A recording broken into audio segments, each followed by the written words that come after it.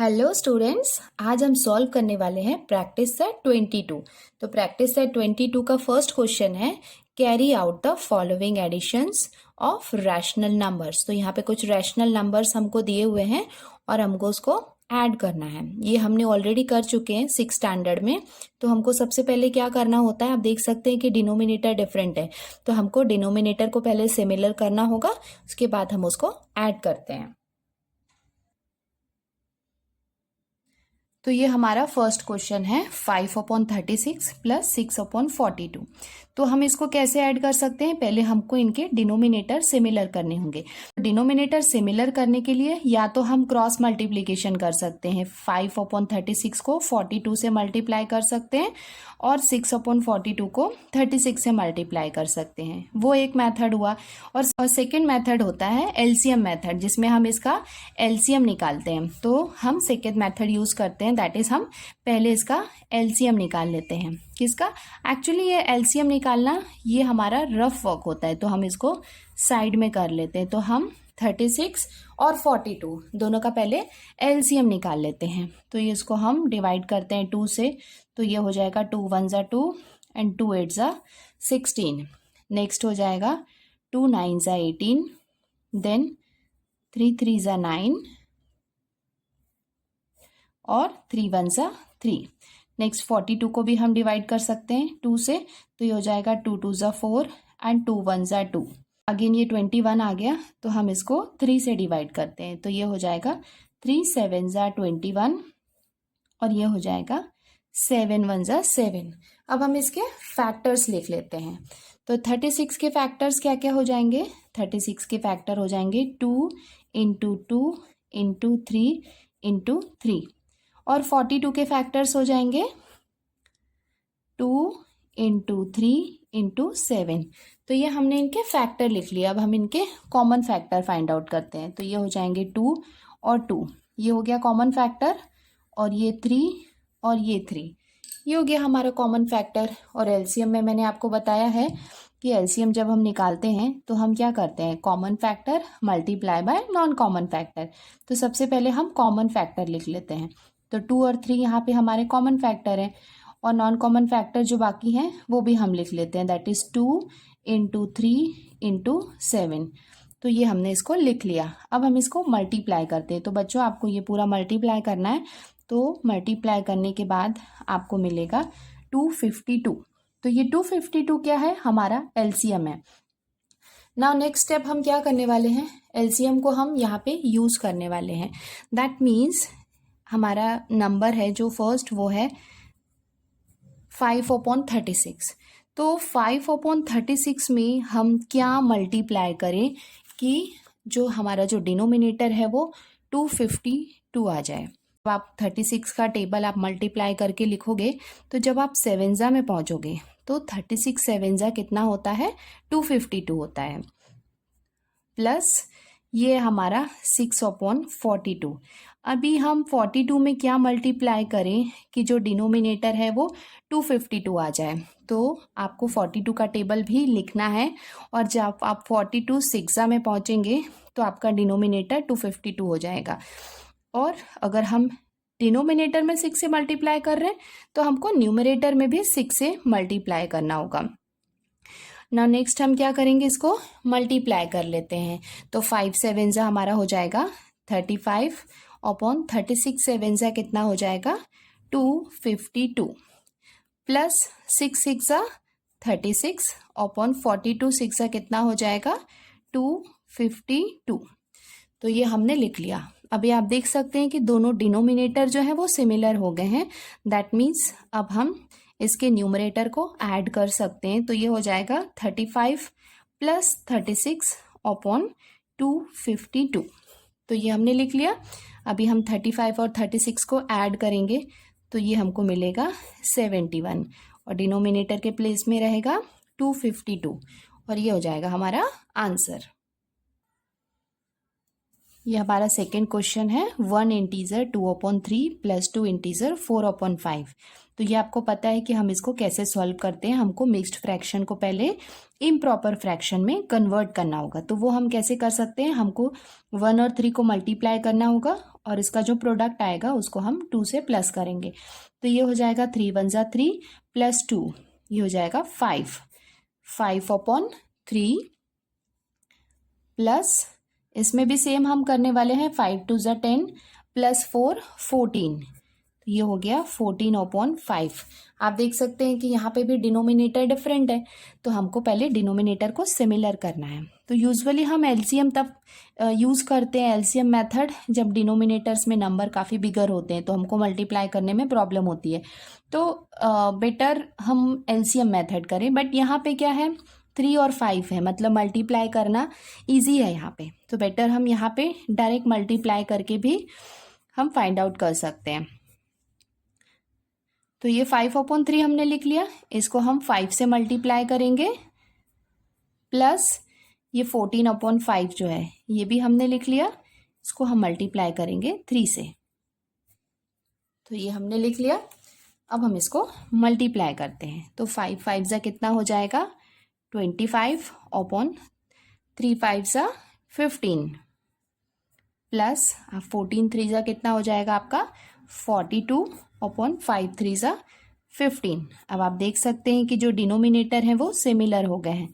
अगर denominator similar हो गए हैं तो हम न्यूमरेटर को ऐड कर सकते हैं और ये एक कॉमन डिनोमिनेटर ले सकते हैं। तो ये हमने ले लिया।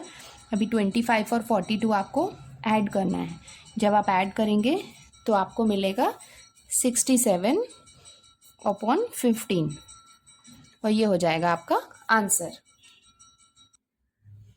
ये हमने हमारा क्वेश्चन नंबर 3 लिख लिया। स्टार्ट करते हैं।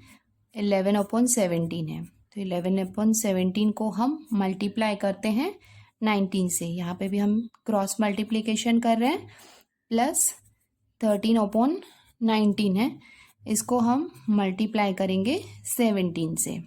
तो आप वीडियो को पॉज करके आप खुद से भी मल्टीप्लाई कर सकते हैं। जब आप इसको मल्टीप्लाई करेंगे तो 11 90 जा या 19 11 जा आप इसको मल्टीप्लाई करेंगे तो आपको मिलेगा 209।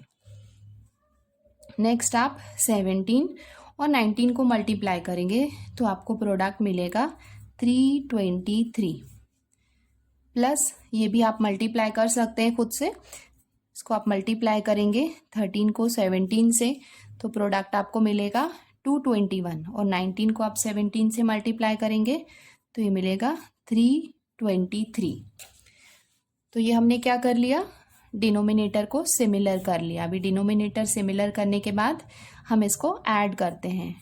209 प्लस 221/323 ये हमने लिख लिया। अब हम इसको ऐड कर लेते हैं। तो आप इसको साइड में रफ वर्क में ऐड करेंगे तो आपको मिलेगा 430/323 और ये हो जाएगा आपका आंसर। अब हम स्टार्ट करते हैं क्वेश्चन नंबर 4। तो ये भी आप देख सकते हैं कि ये मिक्स्ड फ्रैक्शन फॉर्म में है, तो हमको इसको पहले इन प्रॉपर फ्रैक्शन में कन्वर्ट करना होगा। तो ये हो जाएगा 11 2 जा 22, 22 प्लस 3 25। तो आप यहाँ पे लिख सकते हैं 25/11 प्लस 77 बन जा 77 प्लस 3 80। तो ये आप यहाँ पे लिख सकते हैं 80/77। अभी हम इसको क्या करते हैं, अब हम इसके डिनोमिनेटर को सिमिलर करते हैं। तो आप देख सकते हैं कि यहाँ पे 77 है, 11 में हम 7 मल्टीप्लाई करेंगे तो ये भी 77 हो जाएगा। इसको भी हम यहाँ पे इसको 7 से हम मल्टीप्लाई करते हैं और इसको हम एज इट इज़ लिख लेते हैं, क्योंकि हमारा एम क्या है, एम है डिनोमिनेटर को सिमिलर करना। तो 25 7 जा कितना हो जाएगा 175/11 7 जा 77 प्लस 80/77। तो ये हमने लिख लिया। अब आप देख सकते हैं कि डिनोमिनेटर क्या है, सिमिलर है। अगर डिनोमिनेटर सिमिलर है तो हम इसको ऐड कर लेते हैं। 175 प्लस 80/77 ये हमने लिख लिया। अब ये दोनों को आप ऐड कर लीजिए, इसको आप ऐड करेंगे तो आपको मिलेगा 255/77 और ये हो जाएगा आपका आंसर।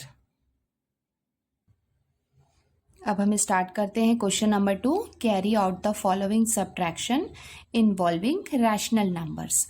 तो हमने हमारा सबसे पहला क्वेश्चन लिख लिया। तो एडिशन और सब्ट्रैक्शन में सेम मेथड होता है, बट हमको यहाँ पे माइनस करना होता है और जो डिनोमिनेटर है वो सिमिलर होने चाहिए। तो सबसे पहले हम इनके डिनोमिनेटर को सिमिलर कर लेते हैं। तो इसके लिए हम क्या करने वाले हैं, मल्टीप्लाई करने वाले हैं। 7/11 मल्टीप्लाई बाय दिस 7। तो यहाँ पे हम 7 लिख लेते हैं, उसको मल्टीप्लाई कर लेते हैं, -3/7 मल्टीप्लाई बाय 11। तो ये हमने लिख लिया। अभी नेक्स्ट हम इसको मल्टीप्लाई करेंगे। तो ये कितना हो जाएगा, 7 7 49 अपॉन 11 7 77 माइनस 11 3 33 अपॉन 11 7 77। तो यहाँ पे आप देख सकते हैं कि डिनोमिनेटर सिमिलर हो गए हैं। तो सिंपली हम इसको सब्ट्रैक्ट कर सकते हैं, किसको, 49 माइनस 33 अपॉन 77। अब हम इसको माइनस करते हैं। तो 49 से आप 33 को माइनस करेंगे तो आपको मिलेगा 16/77 और ये हो जाएगा आपका आंसर। अब हम स्टार्ट करते हैं next question, that is 13/36 minus 2/40। तो यहाँ पे आप देख सकते हैं बच्चों, नंबर जो है वो थोड़े से बिगर हैं। अगर आप सिंपली चाहें तो 13/36 को 40 से मल्टीप्लाई कर सकते हैं और 2/40 को 36 से भी मल्टीप्लाई करेंगे तो उसमें भी आंसर आ सकता है, बट आपको उसके बाद रिड्यूस करना होगा। और या तो फिर एक होता है एलसीएम मेथड, जिसमें हम 36 और 40 का एलसीएम फाइंड आउट करते हैं। तो वो भी एक मेथड होता है, वो भी आपको पता होना चाहिए, क्योंकि कभी कभी डिनोमिनेटर में काफ़ी ज़्यादा बड़े नंबर होते हैं, तो उसके लिए बेटर हम एलसीएम मेथड यूज़ करें।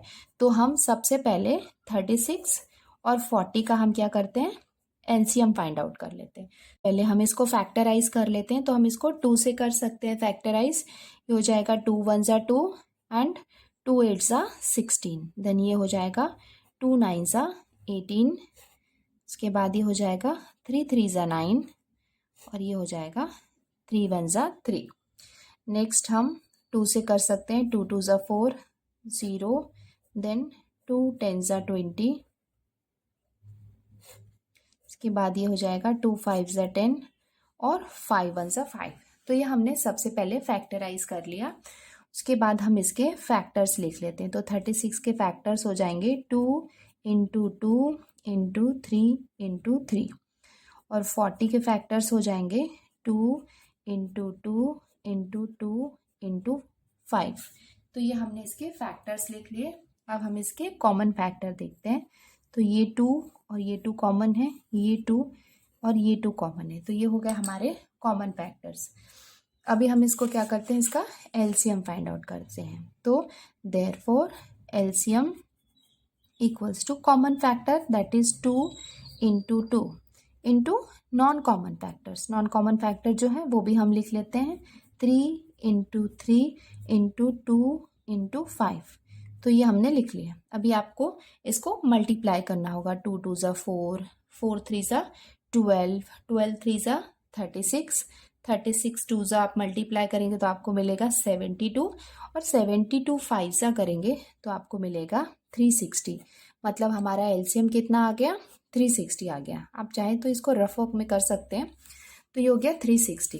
आपको ये फाइंड आउट करना है कि 36 और 40 में हम क्या मल्टीप्लाई करें कि वो एलसीएम दैट इज 360 के इक्वल आ जाए। तो इसके लिए आपको क्या करना होगा, पहले तो ये हम लिख लेते हैं 13/36 मल्टीप्लाई बाय, अभी आपको 36 का टेबल जो है वो आपको रफ वर्क में साइड में लिखना है।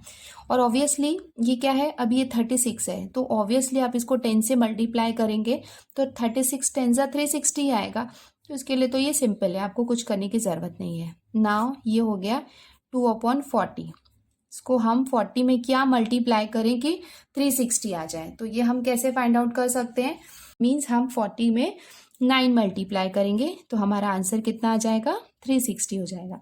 अब हम इसको मल्टीप्लाई करते हैं। तो 13 10 कितना हो जाएगा 130, 36 10 जा हो जाएगा 360 माइनस 2 9 जा 18 और 49 जा 360। तो ये हमने लिख लिया। अब आप देख सकते हैं कि डिनोमिनेटर सिमिलर हो गए, तो हम इसको अब नाउ सब्ट्रैक्ट कर सकते हैं। तो 130 माइनस 18 अपॉन 360, तो ये हमने इसको लिख लिया। अभी लिखने के बाद आपको 130 में से 18 को माइनस करना है। वीडियो को पॉज करके आप माइनस करके चेक कर सकते हैं। तो आप माइनस करेंगे तो आपको मिलेगा 112 अपॉन 360। तो ये हो गया, है ना। तो ये भी आंसर है, बट ये रिड्यूस हो सकता है। अगर ये रिड्यूस हो सकता है, ये 2 से भी रिड्यूस हो सकता है, 8 से भी हो सकता है, बट आप 2 से करोगे तो आपको और फर्दर करना होगा। सो बेटर हम इसको क्या करते हैं, 8 से डिवाइड कर लेते हैं। तो यहाँ पे हम इसको 8 से डिवाइड करते हैं, 112 अपॉन 360। तो इसको डिवाइड करेंगे तो इसका जो आंसर होगा वो हमको रिड्यूस फॉर्म में मिल जाएगा। तो आप इसको रिड्यूस कर सकते हैं। तो जब आप 112 को 8 से डिवाइड करेंगे तो आपको मिलेगा 14, और 360 को आप 8 से डिवाइड करोगे तो आपको मिलेगा 45। तो ये हो जाएगा आपका आंसर। ना ये हमारा जो थर्ड क्वेश्चन है वो हमने लिख लिया है। अभी हम इसको क्या करते हैं, अगेन ये एक मिक्स्ड फ्रैक्शन फॉर्म में है, हम इसको इम्प्रॉपर फ्रैक्शन में कन्वर्ट करते हैं। तो ये हो जाएगा 3 1 जा 3 प्लस 2 5 अपॉन 3 माइनस 6 3 जा 18, 18 प्लस 5 23 अपॉन 6। अभी नेक्स्ट हम क्या करते हैं, इसके डिनोमिनेटर को सिमिलर करते हैं। इसके लिए आप देख सकते हैं यहाँ पे 6 है और यहाँ पे 3 है, मतलब 3 में अगर हम 2 मल्टीप्लाई करेंगे तो वो कितना हो जाएगा, 6 हो जाएगा। तो डिनोमिनेटर सिमिलर करने के लिए हम यहाँ पे क्या करने वाले हैं, 2 मल्टीप्लाई करने वाले हैं, माइनस 23 अपॉन 6, ये हमने लिख लिया। अभी हम इसको मल्टीप्लाई कर लेते हैं, तो ये हो जाएगा 5 2 जा 10 अपॉन 3 2 जा 6 माइनस 23 अपॉन 6। तो ये हमने लिख लिया। नाउ नेक्स्ट स्टेप में अब डिनोमिनेटर सिमिलर हो गए तो हम इसको सब्ट्रैक्ट कर लेते हैं। तो ये हो जाएगा 10 माइनस 23 अपॉन 6। तो हमारा आंसर क्या हो जाएगा, आप देख सकते हैं हम यहाँ पे स्मॉलर नंबर से बिगर नंबर को माइनस कर रहे हैं, ठीक है। तो हमारा आंसर कितना हो जाएगा, -13 अपॉन 6, ठीक है। जब भी हम स्मॉलर नंबर से बिगर नंबर को माइनस करते हैं तो हम माइनस साइन लगाते हैं। इसके लिए हमारा आंसर कितना हो जाएगा, -13 अपॉन 6। नाउ हम स्टार्ट करते हैं क्वेश्चन नंबर 4। तो ये हो जाएगा 4 2 जा 8 प्लस 1 9। तो ये हो जाएगा 9 अपॉन 2 माइनस 3 3 जा 9 प्लस 1 10। तो ये हो जाएगा 10 अपॉन 3। तो ये हमने इसको कन्वर्ट कर लिया इम्प्रॉपर फ्रैक्शन में। अब हम इसमें क्रॉस मल्टीप्लिकेशन करते हैं। तो 9 अपॉन 2 इसको हम मल्टीप्लाई करेंगे 3 से, माइनस 10 अपॉन 3 जो है इसको हम मल्टीप्लाई करते हैं 2 से। तो ये हमने कर लिया। अब हम इसको मल्टीप्लाई करते हैं। तो ये हो जाएगा 9 3 जा 27 अपॉन 2 3 जा 6 माइनस 10 2 जा 20 अपॉन 3 2 जा 6। हम इसको लिख लेते हैं 27 माइनस 20 अपॉन 6। हम 27 में से 20 को माइनस करेंगे तो हमको मिलेगा 7 अपॉन 6, और ये हो जाएगा हमारा आंसर।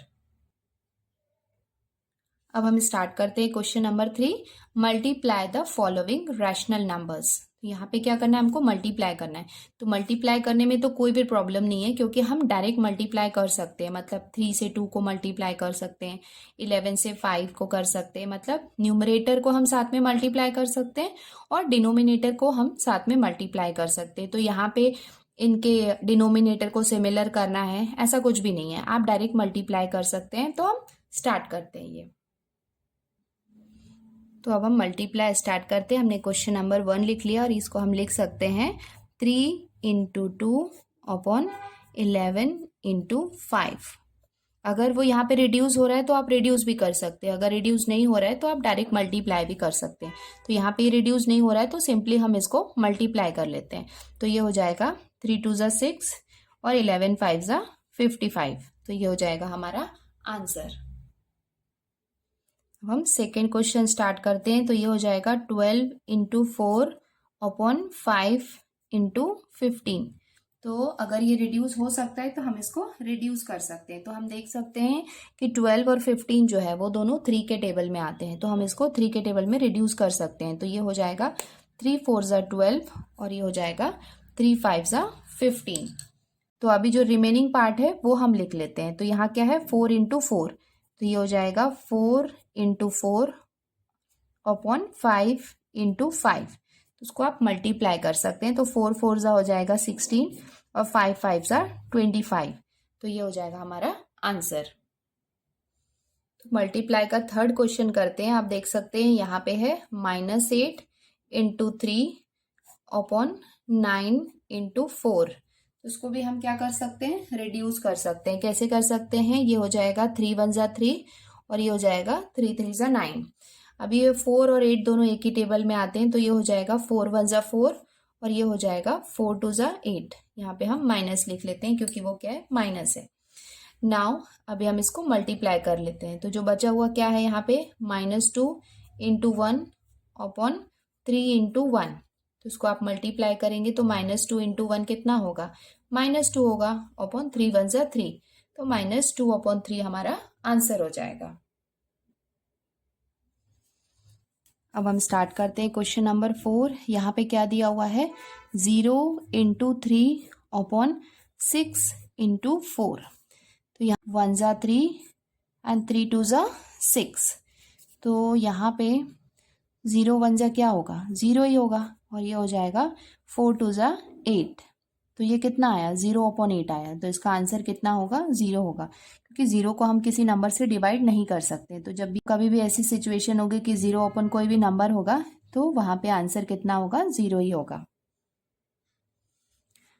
क्वेश्चन नंबर 4 है, राइट द मल्टीप्लीकेटिव इनवर्स। तो ये नंबर दिए हुए हैं, हमको इनका मल्टीप्लीकेटिव इनवर्स लिखना है। वो भी मैं आपको बताती हूँ कैसे लिख सकते हैं। तो हमारा फर्स्ट क्वेश्चन है 2 अपॉन 5। तो मल्टीप्लीकेटिव इनवर्स में हम क्या करते हैं, जैसे ये 2 अपॉन 5 है तो यहाँ पे जो न्यूमरेटर है उसको हम डिनोमिनेटर के प्लेस में लिखेंगे और जो डिनोमिनेटर है उसको न्यूमरेटर के प्लेस में लिखेंगे। मतलब उसको रखते हैं द मल्टीप्लीकेटिव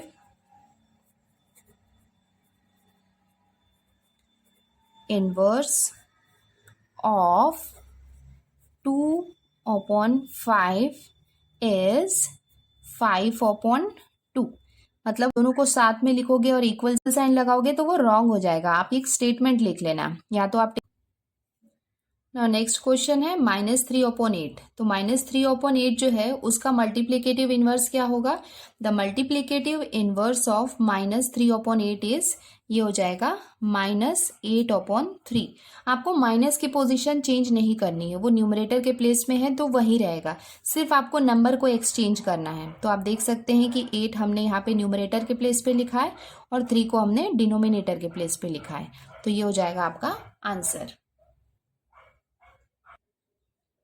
नेक्स्ट क्वेश्चन है -17 upon 39। So the multiplicative inverse of -17 upon 39 is -39 upon 17। Now next आप देख सकते हैं कि एक सिंगल नंबर दैट इज 7 हमको दिया हुआ है। The multiplicative inverse of 7 is, तो आपको मालूम है कि जैसे कोई नंबर है तो उसका अगर कोई डिनोमिनेटर नहीं है तो हम उसका डिनोमिनेटर 1 लिख सकते हैं। दैट मीन 7 और 7 अपॉन 1 जो है वो इक्वल होते हैं। तो अगर हम इसका अगर मल्टीप्लीकेटिव इनवर्स देखेंगे तो वो क्या हो जाएगा, the multiplicative inverse of 7 is 1 upon 7। तो ये हो जाएगा हमारा आंसर। नाउ जो नेक्स्ट क्वेश्चन है वो हमको किस में दिया हुआ है, मिक्स्ड फ्रैक्शन फॉर्म में दिया हुआ है। तो हमको इसको पहले इम्प्रॉपर फ्रैक्शन में कन्वर्ट करना होगा। ठीक है, तो आपको इसको 7 को 3 से मल्टीप्लाई करना होगा और जो बचेगा उसको आप कितना करोगे, 1 से प्लस करोगे। तो ये हो जाएगा 7 3 ज़ा 21, 21 प्लस 1 कितना हो जाएगा, 22। और यहाँ पे माइनस है तो हम लिख सकते हैं -22 अपॉन 3, है ना। Multiplicative inverse of -7 integer 1 upon 3 is -3/22 और ये हो जाएगा हमारा आंसर। -3 हमारा question number 5 that is carry out the divisions of rational numbers. तो इनको हमको क्या करना है, डिवाइड करना है। तो यहाँ क्वेश्चन नंबर 5 फर्स्ट क्वेश्चन है 40/12 डिवाइडेड बाई 10/4। तो हम इसको कैसे सॉल्व कर सकते हैं। 40/12 जो है उसको हम एज इट इज लिखेंगे और जो हम यहाँ पे इसका मल्टीप्लीकेटिव इनवर्स लिखेंगे। तो ये हम लिख सकते हैं मल्टीप्लाई 4/10। तो मतलब हमने 6 स्टैंडर्ड में पढ़ा होगा कि हम डिवीजन के साइन को मल्टीप्लाई के साइन से रिप्लेस कर सकते हैं। दैट मीन्स हम इस पार्ट का मल्टीप्लीकेटिव इनवर्स लिख सकते हैं। तो हमने यहाँ पे क्या लिखा, मल्टीप्लाई 4/10। ये जो 4 था वो न्यूमरेटर के प्लेस में आ गया और 10 जो था वो डिनोमिनेटर के प्लेस में आ गया। मतलब हमने इसका मल्टीप्लीकेटिव इनवर्स लिखा। बिकॉज अगर हम इसको मल्टीप्लाई में कन्वर्ट करते हैं तो हम इजीली इसको मल्टीप्लाई कर सकते हैं। तो सबसे पहले जब भी आपको डिवीजन करना है तो आपको उसको पहले मल्टीप्लाई में चेंज करना होगा और ये सेकंड टर्म जो है उसका आपको क्या करना होगा, उसका आपको मल्टीप्लीकेटिव इनवर्स लिखना होगा। तो ये हो जाएगा 40/4/12/10। उसके बाद आपको इसको रिड्यूस करना होगा अगर वो रिड्यूस हो सकता है। तो ये हो जाएगा 10 1 ज़ा 10 और 10 4 ज़ा 40। नाउ अभी आप इसको क्या कर सकते हैं, 4 से भी और रिड्यूस कर सकते हैं। तो ये हो जाएगा 4 1 ज़ा 4 और 4 3 ज़ा 12। तो आपका आंसर कितना हो जाएगा, जो बचे हुए हैं क्या इसमें बाकी है 4। सो 4/3 जो है ये आपका आंसर हो जाएगा। ये हमारा सेकेंड क्वेश्चन। तो सेकेंड क्वेश्चन में फर्स्ट टर्म को हम एज इट इज लिख लेते हैं -10/11। यहाँ पे हम लगाते हैं मल्टीप्लाई का साइन और इसका मल्टीप्लीकेटिव इनवर्स लिखते हैं। तो ये हो जाएगा -10/11। क्योंकि हम माइनस की पोजीशन चेंज नहीं कर रहे हैं, हमको सिर्फ जो नंबर्स हैं उनको हमको एक्सचेंज करना है। मतलब जो डिनोमिनेटर के प्लेस पे है वो न्यूमरेटर के प्लेस पे आ जाएगा और जो न्यूमरेटर के प्लेस में है वो डिनोमिनेटर के प्लेस पे आ जाएगा। अब हम इसको मल्टीप्लाई कर लेते हैं। That means -10 into -10/11 into 11। तो 10 10 ज़ा कितना हो जाएगा, 100 हो जाएगा। अभी आपको मल्टीप्लीकेशन के रूल्स मैंने बताए हैं। अगर साइन जो है वो सिमिलर रहेंगे, या दोनों पॉजिटिव होंगे या दोनों नेगेटिव होंगे, तो उसका प्रोडक्ट हमेशा पॉजिटिव होता है। तो इसके लिए हमने यहाँ पे माइनस साइन नहीं लगाया है और 11 11 ज़ा हो जाएगा 121। ये हो जाएगा हमारा आंसर। करते हैं क्वेश्चन नंबर 3। तो ये हमने लिख लिया -7/8 मल्टीप्लाई और इसका इनवर्स लिख लेते हैं। तो ये हो जाएगा -6/3। तो अब हम इसको साथ में लिख लेते हैं। तो ये हो जाएगा -7 मल्टीप्लाई बाय -6/8 इंटू 3। तो इसको हम चेक कर लेते हैं। अगर कोई टर्म रिड्यूस हो रहा है तो हम उसको रिड्यूस कर सकते हैं। जैसे 3 और 6 रिड्यूस हो सकता है। तो ये हो जाएगा 3 1 ज़ा 3 और 3 2 ज़ा 6 -2। तो ये हो जाएगा, मल्टीप्लाई करते हैं। तो बचे हुए टर्म क्या है, -7 इंटू -2/8। आप देख सकते हैं कि हम इसको फर्दर डिवाइड कर सकते हैं कि नहीं। तो आप यहाँ पे देखेंगे ये 2 है और ये 8 है। दैट मीन्स 2 के टेबल से हम इसको रिड्यूस कर सकते हैं। तो ये हो जाएगा 2 1 ज़ा 2 और ये हो जाएगा 2 4 ज़ा 8। तो अब हम इसको मल्टीप्लाई कर लेते हैं। तो मल्टीप्लाई करेंगे -7 इंटू -1/4। तो ये कितना हो जाएगा, 7 1 ज़ा 7/4। ये दोनों सिमिलर साइन है, इसके लिए हम यहाँ पे माइनस साइन नहीं लगाएंगे। तो हमारा आंसर कितना हो जाएगा, 7/4। अब हम स्टार्ट करते हैं क्वेश्चन नंबर 4। अभी यहाँ पे क्या है, 2/3 है डिवाइडेड बाय, यहाँ पे क्या दिया हुआ है, -4। -4 है, दैट मीन्स हम उसको -4/1 भी लिख सकते हैं। ठीक है, अगर डिनोमिनेटर नहीं दिया होता है तो हम उसको 1 लिख सकते हैं। अब हम इसका इनवर्स फॉर्म में लिख लेते हैं, मल्टीप्लाई फॉर्म में। तो ये हो जाएगा 2/3 इंटू -1/4। ये हम चेक करते हैं कि क्या हम इसको और रिड्यूस कर सकते हैं या नहीं। तो ये हो जाएगा 2 इंटू -1/3 इंटू 4। तो आप देख सकते हैं 2 और 4 को हम रिड्यूस कर सकते हैं, तो ये हो जाएगा 2 1 ज़ा 2, 2 2 ज़ा 4। नाउ द न्यूमरेटर में क्या हुआ, 1 इंटू -1 अपॉन 3 इंटू 2। अब यहाँ पे इसको मल्टीप्लाई करेंगे तो 1 1 ज़ा कितना हो जाएगा 1, बट -1 क्योंकि दोनों क्या है 2 ज़ा 6, तो -1 अपॉन 6 जो है ये हो जाएगा आपका आंसर। अब हम स्टार्ट करते हैं क्वेश्चन नंबर 5। तो सबसे पहले हम इसको इम्प्रॉपर फ्रैक्शन में कन्वर्ट करते हैं, तो ये हो जाएगा 5 2 ज़ा 10 प्लस 1 11, 11/5 डिवाइडेड बाय 5 6 ज़ा 30 प्लस 3 33, तो ये हो जाएगा 33/6। अब हम इसको मल्टीप्लाई फॉर्म में लिखेंगे तो ये हो जाएगा 11/5 into 6/33 equals to 11 into 6/5 into 33। तो ये हमने लिख लिया। अब हम इसको रिड्यूस कर सकते हैं, तो ये हो जाएगा 11 1 ज़ा 11, 11 3 ज़ा 33। अब ये 3 और 6 को भी आप रिड्यूस कर सकते हैं, तो ये हो जाएगा 3 1 ज़ा 3 एंड 3 2 ज़ा 6। तो द रिमेनिंग पार्ट है वो हम लिख लेते हैं, तो ये हो जाएगा 1 इंटू 2/5। इसको आप मल्टीप्लाई करेंगे तो ये हो जाएगा 2 1 ज़ा 2 और 5 एज इट इज, मतलब 2 जो है ये हो जाएगा आपका आंसर।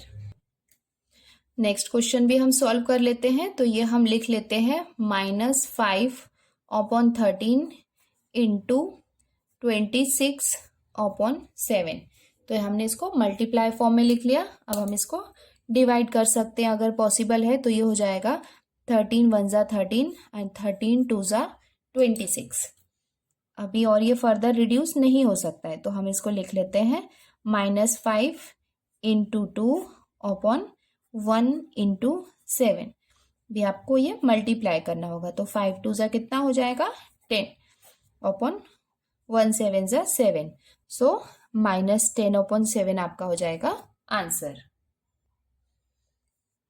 नेक्स्ट क्वेश्चन है 9/11 डिवाइडेड बाय -8/1, ये हम लिख सकते हैं।